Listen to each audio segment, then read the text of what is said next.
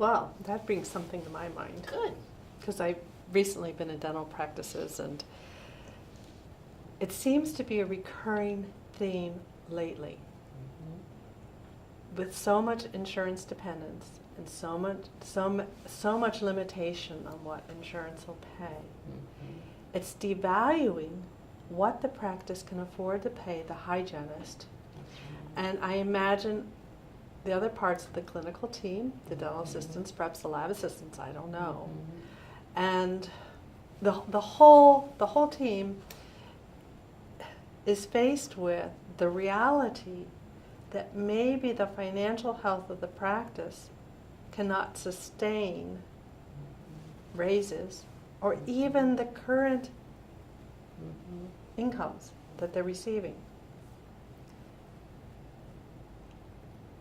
Would you be brutally honest? Would you sit down with the team? What would you do? Would you bring in a third-party accountant too to bring credibility to this so they believe you? I mean, what would you do?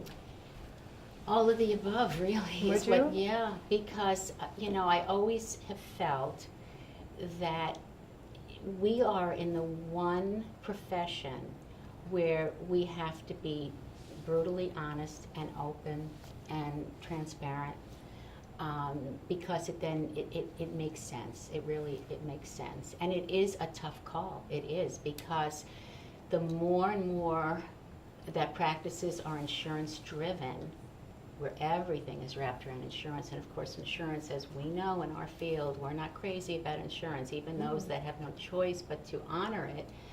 We are cutting corners with our patients. We are having to justify to them why you have to just forget the insurance. You need this for your health. I mean, I don't have to tell you. We all know what that's about. It is a tough call, and I wish I had a magic bullet for that one, other than we have to be brutally honest. And, there are plenty of employees and job applicants that are actually looking towards practices that are insurance-free, because they know that they'll have a better chance of monetarily seeing increases because the practice can grow a lot healthier. But on the flip side, they need to also understand, in order to get there, you have to really go over and above. You've got to be quite the employee, because it's, it's insurance isn't in the picture. You've got to know your dialogue. You've got to know how to speak to patients when the first words out of their mouth are, do you take my insurance, and how do you discuss that with them? So, you've got to be a top-notch employee to get into that particular practice style.